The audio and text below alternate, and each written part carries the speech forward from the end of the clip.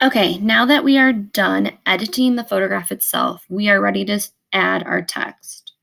Now, this is going to look different for each one of us. You have free choice over what your text looks like, how obvious it is, if it's majorly impacting your entire image, or if it's hidden somewhere within it.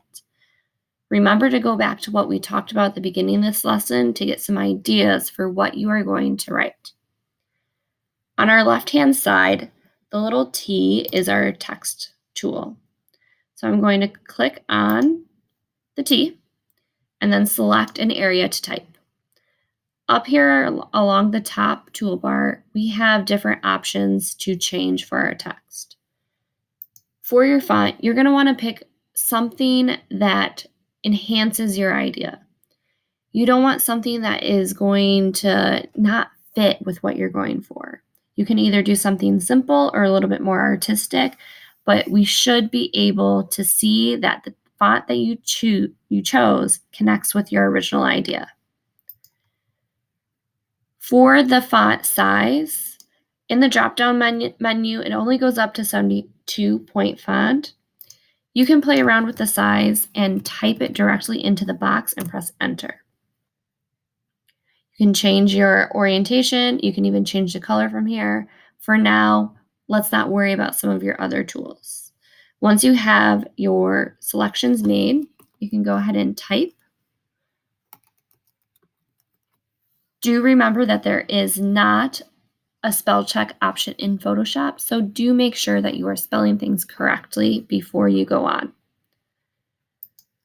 Now, if you look at your layer menu, our text is on a different layer, but it's not really a layer. It's a text layer.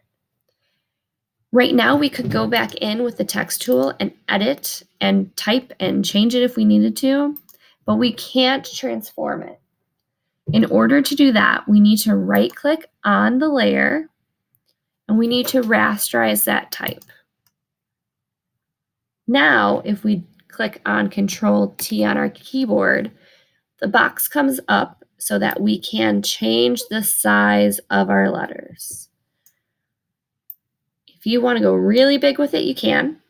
Again, remember when you're free transforming, sometimes Photoshop makes the quality a little bit lower so it doesn't slow down the program. But when I like where it is, I'm going to press enter on my keyboard and I'll get a much better quality. I can come in and change the opacity to make my font or my type less obvious. I can also come in, I can make a copy of that layer, and I can use the move tool to shift it quite a bit. I could even come in with the magic wand and select all of the pixels on this layer that are that color. And I could use my paint bucket or my gradient tool to fill it in with a different color.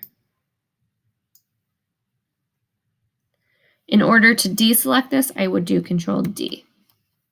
Now, if I don't like that, I can always undo. Control Z will only undo your last step. So if you need to go more than one step back, use your history bar over here to go back. Once you like your design, you're going to save as, and don't forget to save a Photoshop document to your drive, as well as a JPEG to your drive that you will turn in on Canvas.